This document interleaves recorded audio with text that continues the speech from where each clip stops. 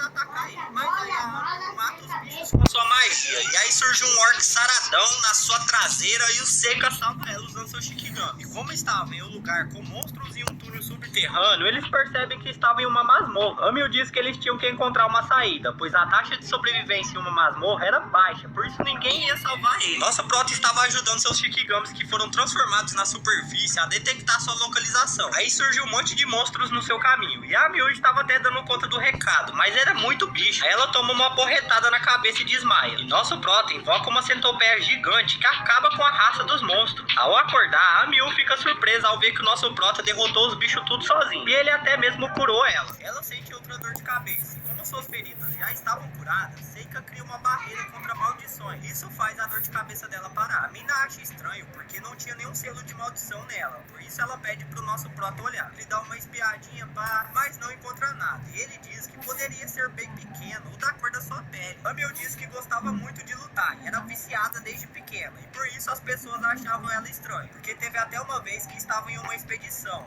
Metade do seu grupo morreu, mas ela disse que queria ir para uma nova aventura com toda a felicidade do mundo. E Seika disse que não achava ela estranha, até porque tinha outras coisas que ela gostava também, como por exemplo falar safadezas. E aí Dari, ele toma um socão na cara. Eles encontram o chefão da masmorra, e se eles derrotassem ele, apareceria uma saída. Mas Amil diz que eles não poderiam vencer sozinhos, por isso era melhor evitar o chefão. Porém, nosso prota convence que se eles lutassem juntos, conseguiriam derrotar ele. Aí eles partem pra cima da cobra doida, e ela gospe ácido, mas Seika desvia. Amil chama a atenção dela com a sua magia de vento. Nosso prota ataca ela pelas costas e pede pra Amil tacar uma bola de fogo na cabeça dela. A cobra então é detonada, graças à magia de fogo, combinada com o feitiço de Seika. E então a Amil dá o golpe final e abraça o nosso prota com muita felicidade por ter derrotado uma criatura tão forte. Seika já tinha encontrado sua localização com os Shikigamis há tempos. Poderia até mesmo ter usado seu feitiço de trocas há muito tempo, mas preferiu seguir pra se divertir com a Amil para que um dia ela fosse forte. Uma espada surgiu quando o chefão foi derrotado, e então Seika pega e entrega pra Amil. Os dois então saem da masmorra e contam tudo para os professores. E Seika vai até o Cordel dizendo que ia devolver o que pegou emprestado. O Cordel diz não lembrar de ter emprestado nada. Seika diz já saber de tudo sobre o seu ritual. O demônio que apareceu naquele dia era bem poderoso, mas não poderia entrar na escola e construir um círculo mágico tão grande. E ainda teve o incidente da masmorra, o que foi muito suspeito. Então Seika pede pro Cordel revelar sua verdadeira forma. E ele diz que lamentava decepcionar, mas era apenas um humano comum. E assim como os demônios usavam os humanos como espiões, o Império também usava espiões demoníacos. E seu plano era se livrar da grande heroína. Ele criou uma maldição que usava magia de luz. Para ser usada, não precisava nem estar perto do alvo, mas levaria tempo para ser feita. Por isso não queria que ninguém interrompesse até que terminasse. Seika diz que já sabia direitinho como sua maldição funcionava. E invoca um demônio para que sua maldição fosse transferida para ele. E usa seu feitiço para devolver a maldição pro seu dono. O cara fica em desespero e morre com sua própria maldição. Começamos Kaifa e Amil aliviadas que haviam passado pro segundo ano sem reprovar. O prota comenta sobre como desde então não houveram mais ataques de demônios, mas ainda assim ele deixava seus Shikigamis cuidando da região para garantir que estava tudo seguro. Até que do nada o vice-diretor aparece dizendo que ele e a Ifa deveriam ir ao escritório do diretor na noite seguinte. Quando eles chegam lá, o Seika diz ficar surpreso pela diretora ser uma semi-humana. A diretora diz que conhecia o tio do Seika, o que deixava ela sem entender, porque nunca tinha ouvido falar que o pai dele tinha irmãos ou qualquer coisa assim. Mas ela deixa isso de lado e diz que queria que o Seika entrasse no torneio de artes marciais da capital com uma outra garota que se chamava Mabel, para aumentar a reputação da escola. A diretora diz que eles haviam ganhado 2 vagas para participar, sendo uma da Mabel e outra que ficaria entre o Seika e a Ifa. A Miu pergunta por que escolheram os dois, e a diretora diz que sabia o histórico do Seika e por isso o chamou, o que deixa a Miu revoltada por não terem chamado ela. A Ifa diz que o vencedor ganharia prêmios em dinheiro e um convite para entrar na guarda real. E logo a Miu comenta que provavelmente a escolha da Mabel era de algum nobre que só estava tentando dar um atalho para a vida dela e entrar na alta sociedade. E aí a própria Mabel aparece, chamando a Miu de fracote e tagarela. E nisso a Miu chama a Mabel para um duelo de espadas. E o Seika percebe que a postura da Mabel mostrava que ela não ficava para trás da Miu em habilidade. As duas começam o duelo, mas em poucas trocas de golpes a Mabel consegue sair vencedora. Porém ela venceu usando magia em um duelo de espadas. E aí a Miu diz que ela não deveria ter usado magia durante o duelo, mas a Mabel nem liga para esse comentário e continua chamando ela de fraca. Com isso eu sei que a Mabel vão para a capital pro duelo. E a Ifa também foi com a desculpa de ser a serviçal dele, e a Miu foi sem pedir permissão mesmo. O Seika fica todo destruído e enjoado com a viagem. A Mabel logo some quando eles chegam na cidade. Então o trio vai conferir o quadro de competidores. E o Seika repara que se ele e a Mabel vencer, eles se enfrentariam nas semifinais. E Seika diz que vai descansar na hospedaria. Ele usa seus Shikigamis para investigar a razão de terem mandado ele ao invés da Miu pro torneio. O torneio começa e é explicado que naquele ano a magia seria permitida e também haveria um medalhão que absorveria os danos causados aos competidores. Ele quebraria se absorvesse poder demais. O Seika é mandado pro campo para enfrentar um mano chamado Dennis. Dennis já começa subestimando o Seika sem nem começar e ver as habilidades dele antes. O Seika diz que já estava cansado e ia acabar com isso rápido. Então quando o Dennis ataca, ele usa o seu Shikigami e aparece na traseira do cara para finalizar a luta com um golpe só. Depois de vencer, ele confere para ver se estava tudo ok com seus Shikigamis e dá uma sentada para assistir a próxima batalha. Na próxima batalha entra o grande sábio Forte Beren a enfrentar um cara chamado Kairi que tem uma cara de vilão da peste. Todo mundo começa a estranhar porque o Beren nem consegue mexer para lutar, e nisso que ele só chega lá e mete a espadada no cara na frente de todo mundo, deixando ele incapaz de lutar, praticamente matando ele. Todo mundo da plateia comemora. O Prota então percebe que todo mundo ali gostava de ver mortes e também parecia com que ele estava acostumado a matar, o que fazia a história desse Kairi ser uma grande mentira. Falaram que ele era o guarda, mas o Seika percebe que deveria ser uma mentira e ele deveria ter um passado sombrio e foi mandado de um lugar bem estranho. O Seika fica surpreso também porque naquele mundo também haviam conjuradores que colocavam poder espiritual no olhar a amaldiçoar o que viam, sendo portadores do olhar do mal. Aí o Prota é mandado para lutar de novo contra uma mina que controlava um golem